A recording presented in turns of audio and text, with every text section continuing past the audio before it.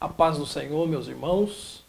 É uma alegria estar aqui no canal do Pastor Edivaldo Bueno, o canal que medita nas Sagradas Escrituras, a Escola Bíblica Dominical.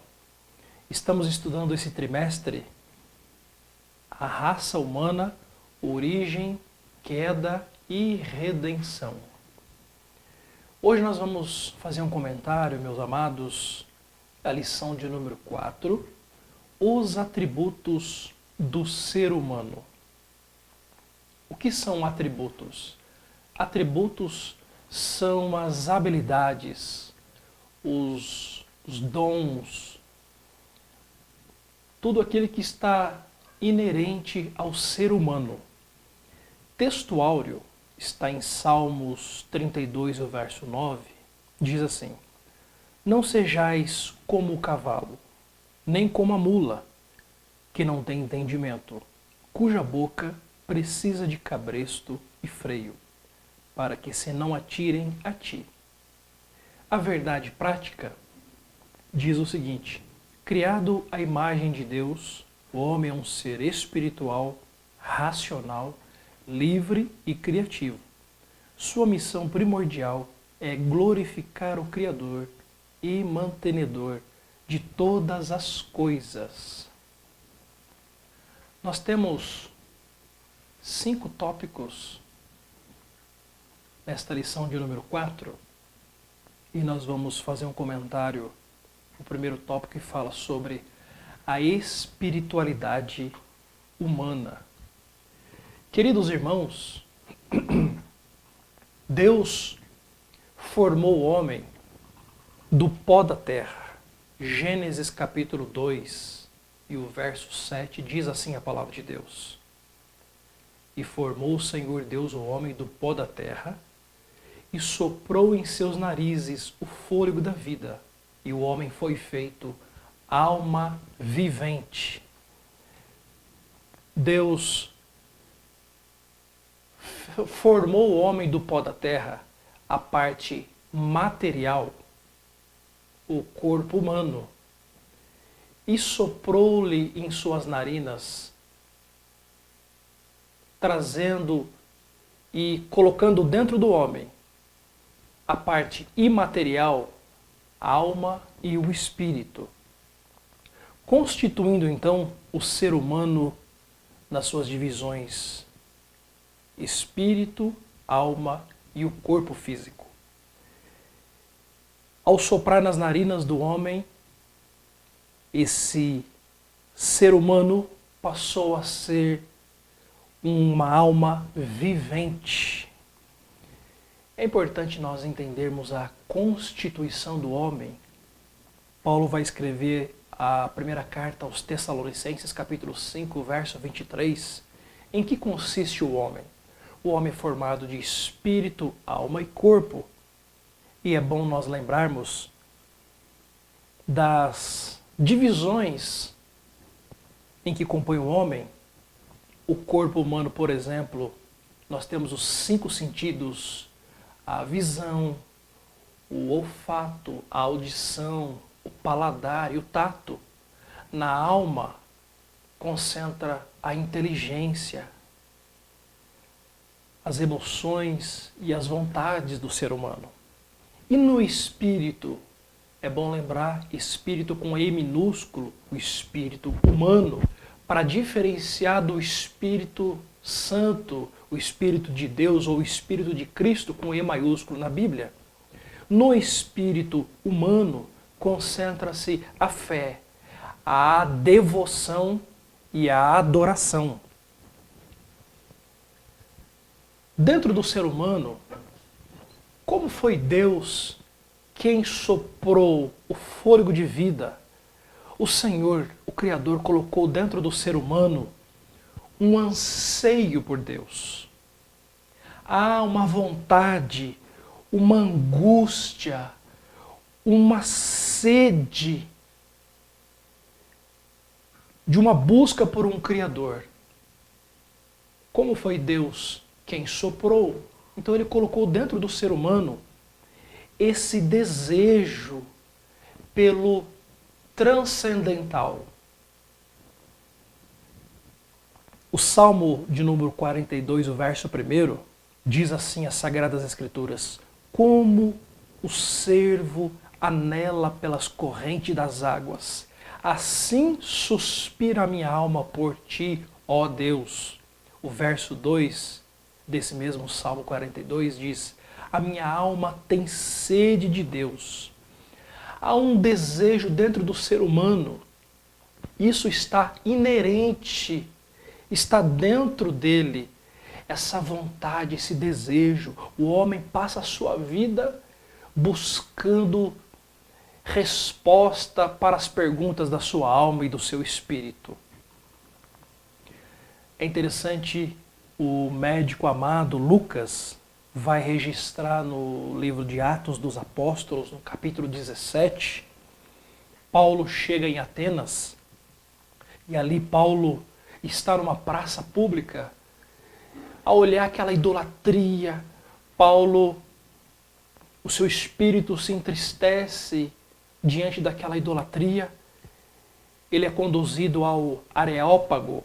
O Areópago, geograficamente falando, situava-se numa colina, e o Areópago, ali eram julgadas causas, havia um colegiado de pessoas importantes que julgavam causas do cotidiano, da vida em Atenas. Paulo, ao chegar aí naquele local tão importante para os gregos, ele diz aos atenienses que ele viu muitos altares, mas ele viu um altar interessante que estava escrito ao Deus desconhecido. Paulo fala aos atenienses que aquele Deus, a quem eles honravam, mas não conheciam, era sobre aquele Deus que ele ia pregar para os atenienses. Então, nós podemos contemplar que há dentro do ser humano esse anseio, essa vontade. A filosofia tem perguntas, tentando buscar soluções para a angústia da alma, e faz perguntas como: quem sou, de onde vim, para onde vou? Mas a Bíblia vai dizer que devido ao pecado, a cegueira espiritual, a Bíblia fala que o Deus deste século, com D minúsculo, o diabo, o inimigo de nossas almas, ele cegou o entendimento do homem. Então o homem está morto nos seus delitos e pecados. Efésios capítulo 2, Paulo vai nos explicar sobre a ação, o estado do homem sem Jesus, não regenerado, e o homem após o encontro com Cristo regenerado. Capítulo 2 da carta aos Efésios, versículo 1 diz assim: e vos vivificou, estando vós mortos em ofensas e pecados, em que noutro tempo andaste segundo o curso deste mundo, segundo o príncipe das potestades do ar, do espírito que agora opera nos filhos da desobediência, entre os quais todos nós também antes andávamos nos desejos da nossa carne, fazendo a vontade da carne e dos pensamentos, e éramos por natureza filhos da ira, como os outros também. Mas Deus, que é riquíssimo em misericórdia, pelo seu muito amor com que nos amou, estando nós ainda mortos em nossas ofensas, nos vivificou juntamente com Cristo, e nos ressuscitou juntamente com Ele, e nos fez assentar nos lugares celestiais em Cristo Jesus. Então, o pecado, a pessoa que está cega espiritualmente, a condição dela é morta, ela está morta espiritual, ela precisa ter um encontro real com Cristo, ser regenerada. Aquilo que Jesus disse para Nicodemos, que ele precisava nascer de novo, porque quem não nasce de novo, não passa pelo processo da regeneração, o novo nascimento, não pode ver o reino de Deus e também não pode entrar no reino de Deus. Mas a partir do momento que o homem tem um encontro com Cristo, se converte, ele volta ao projeto original. Em Cristo Jesus, Cristo nos muda de posição, então ele volta ao projeto original e volta a se comunicar com o Criador. Aí sim, ele pode usar os seus atributos para glorificar o nome do Senhor Jesus. Outro atributo é a racionalidade humana. Está no nosso tópico 2, nós já vamos comentar os 3 pontos. O Deus Criador, inteligente, onisciente. A onisciência é um atributo de Deus, que Ele sabe tudo e todas as coisas. Esse Deus onisciente, inteligentíssimo, criou o ser humano inteligente. Atribui-se a René Descartes, um filósofo iluminista, a famosa frase: penso, logo existo. Nós depreendemos dessa frase que o ser humano, o homem, a coroa da criação, ele pensa, ele se percebe no universo. O ser humano também é um ser inteligente, aquilo que nos difere dos animais irracionais. Agora, há uma dualidade entre racionalidade, essa inteligência, e espiritualidade? Há um contrassenso? Não, ao contrário. Espiritualidade e razão, entendimento, racionalidade, há uma perfeita harmonia. João capítulo 4, no Evangelho, o Senhor Jesus Cristo vai travar ali um diálogo com aquela mulher samaritana, e o Senhor diz para aquela mulher, capítulo 4, verso 23 e 24, Deus é Espírito, e importa que os que o adoram, o adorem em espírito e em verdade. Só quem nasceu de novo, só quem foi transformado, regenerado, agora não é mais um homem carnal, é um homem espiritual. Ele vai adorar o Deus que é Espírito. Ele vai adorar o Deus que é Espírito, no Espírito, porque ele entende o que é uma adoração no âmbito espiritual. Ele vai adorar a Deus em espírito e em verdade. E Paulo também fala na carta aos Romanos, inclusive é a nossa leitura bíblica em classe, Romanos capítulo 12, o verso 1 diz assim: rogo-vos, pois, irmãos, pela compaixão de Deus, que apresenteis o vosso corpo em sacrifício vivo, santo e agradável a Deus, que é o vosso culto racional. Aqui Paulo está dizendo que nós adoramos ao Deus com razão, com raciocínio.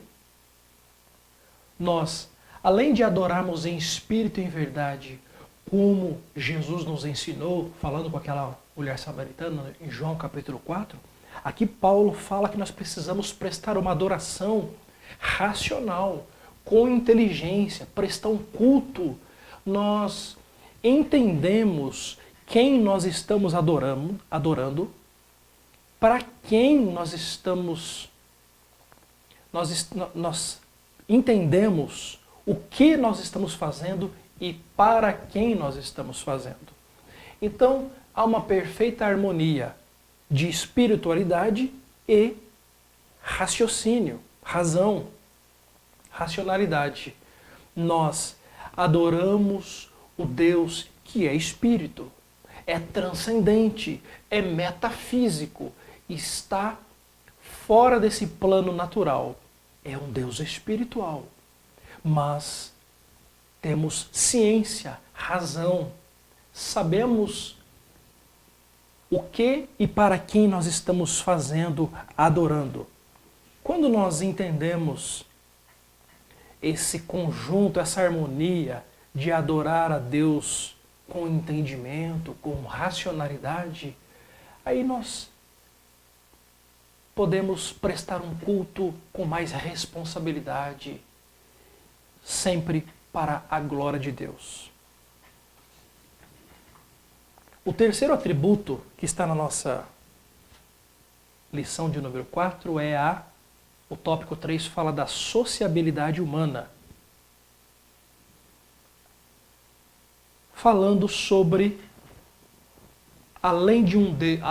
do ser humano ser espiritual, racional, ele também é um ser social.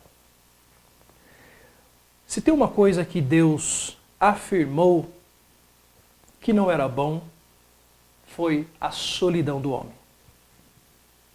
Inclusive, quando Deus vê que o homem está só, ele cria a mulher para fazer companhia.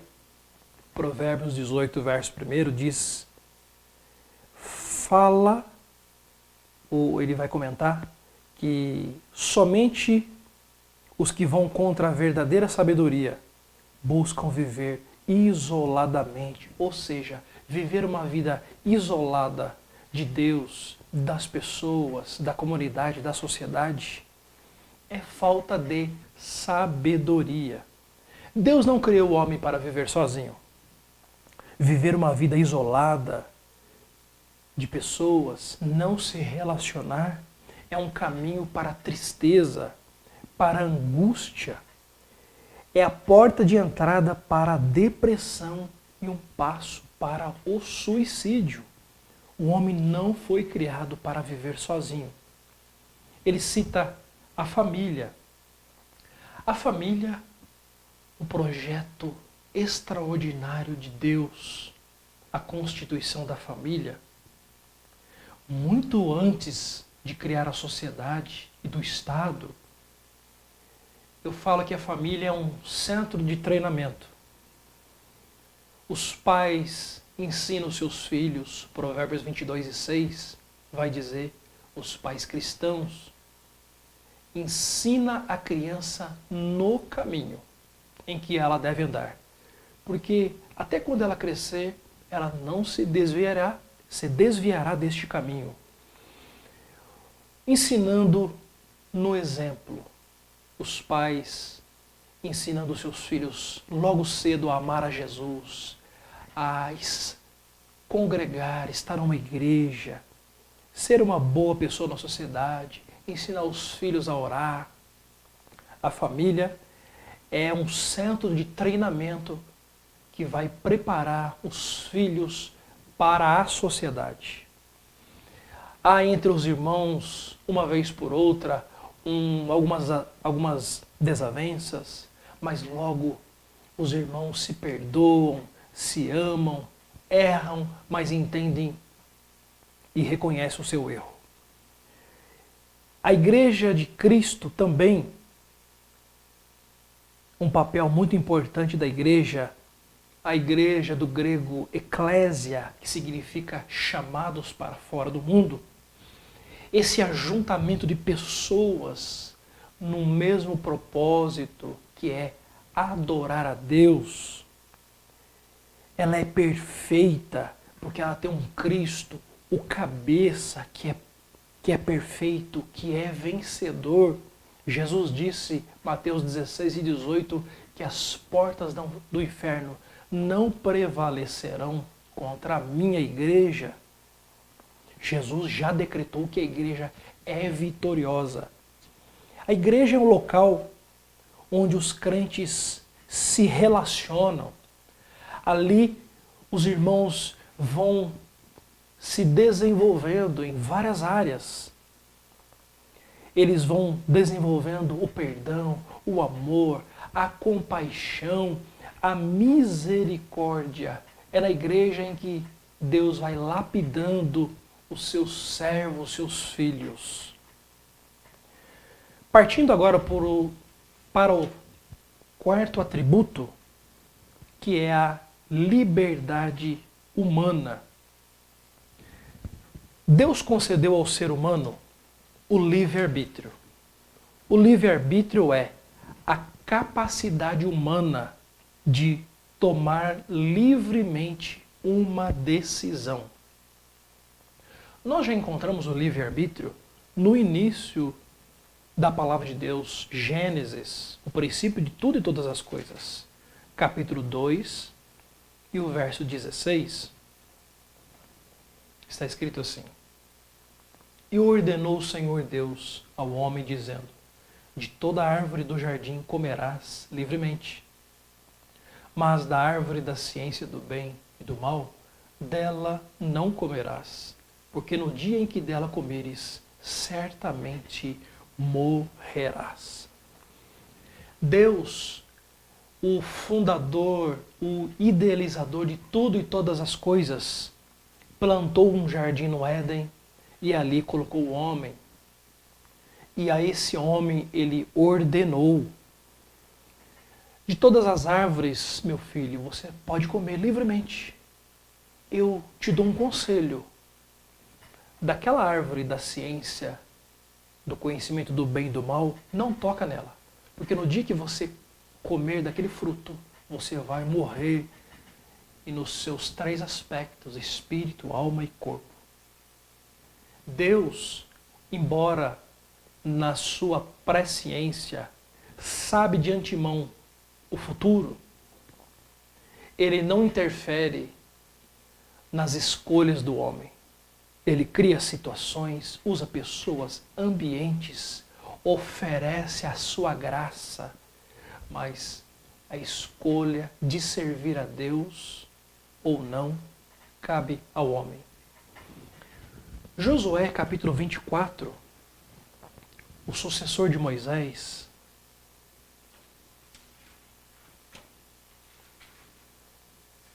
as últimas palavras de Josué, o grande general que conduziu o povo a conquistar a terra prometida, atravessaram o Rio Jordão, conquistaram toda aquela terra. Deus derrubou os muros de Jericó e o povo tomou posse, porque Deus prometeu que eles iam tomar posse da terra que mana leite e mel.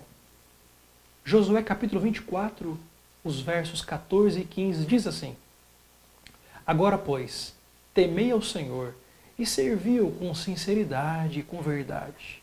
E deitai fora os deuses aos quais serviram vossos pais, da além do rio e no Egito, e servi ao Senhor. Porém, se vos parece mal aos vossos olhos servir ao Senhor,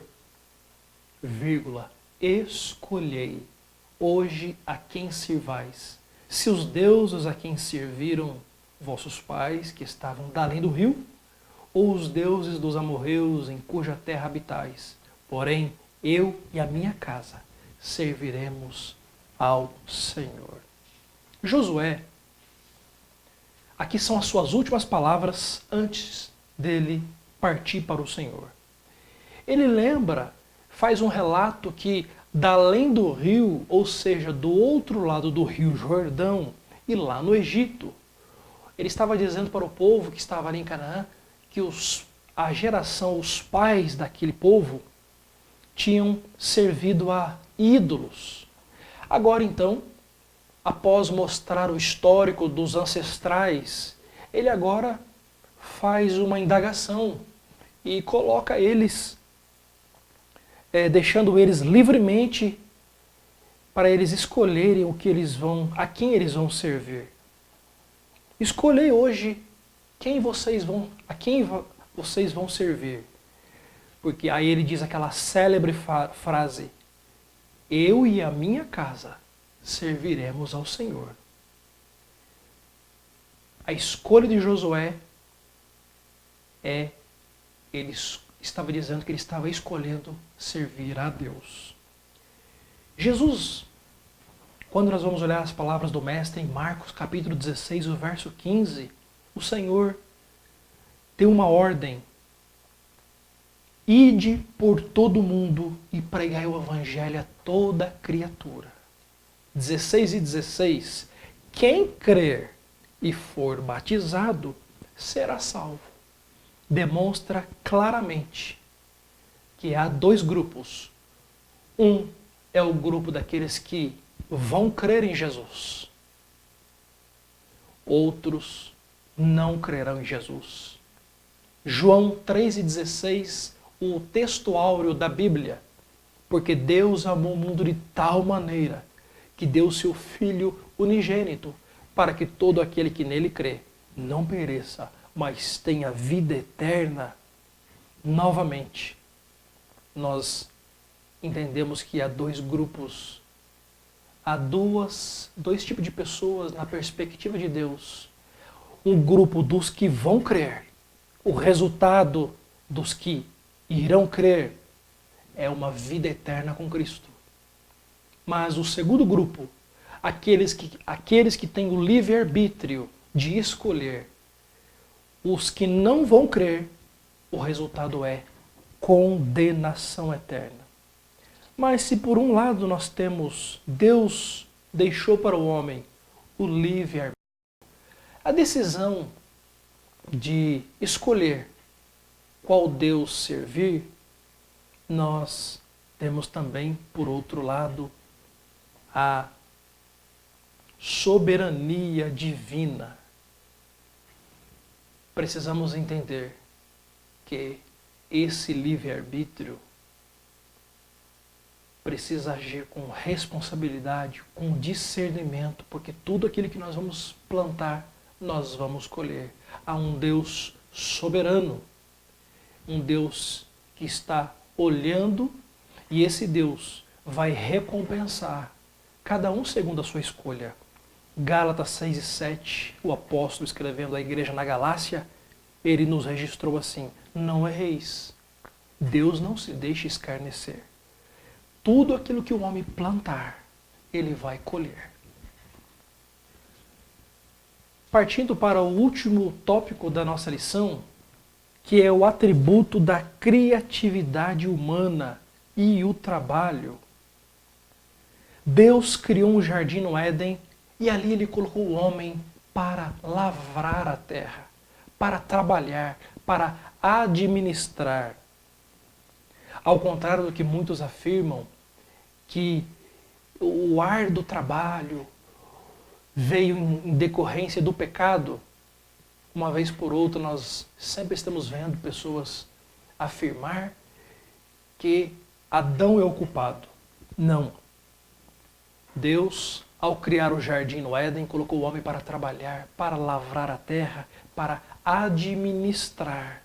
Como colocou o homem ali como mordomo, porque tudo é de Deus. Foi Deus quem criou tudo e todas as coisas. Com a queda, com o pecado, veio os juízos sobre o homem, sobre a mulher, sobre a serpente. Sobre o homem foi o suor do seu rosto. Do suor do seu rosto comerás o pão.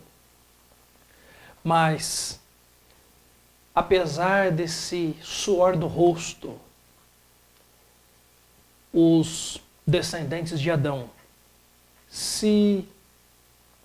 eles cresceram, se desenvolveram, foram logo criando instrumentos de agricultura, na pecuária, na metalurgia, na arte musical. Os descendentes de Adão foram tão longe que em 1964 o homem chegou à Lua. Hoje, o ser humano, usando a sua inteligência, ele tem contribuído para o ser humano viver melhor aqui nesse mundo. A coroa da criação, esse instrumento extraordinário, tem criado tantos métodos, técnicas na área da saúde, tecnologia, entre tantas áreas para o viver melhor do homem aqui na Terra. Esse homem só precisa tomar cuidado de não ultrapassar os limites que Deus colocou. Concluindo a nossa meditação, que nós possamos usar os atributos essa espiritualidade, o raciocínio, a racionalidade, o modo como viver, a sociabilidade, o livre-arbítrio e esse último tópico que fala sobre a criatividade, todos esses atributos que está inerente, faz parte, são habilidades que Deus deu para o homem. Que nós possamos usar todos esses atributos, como Paulo deixou registrado na palavra de Deus: quer comais, quer bebais, façais tudo para a glória de Deus. Meus amados irmãos, que amam a palavra de Deus, a escola bíblica dominical, que nós possamos usar todos os atributos que o Senhor nos concedeu para a glória de Deus. Que possamos ajudar e amar o próximo, colocar os atributos, as habilidades, os dons, para também ajudar o nosso próximo, o nosso semelhante. Que Deus abençoe os irmãos e até a próxima, querendo Deus.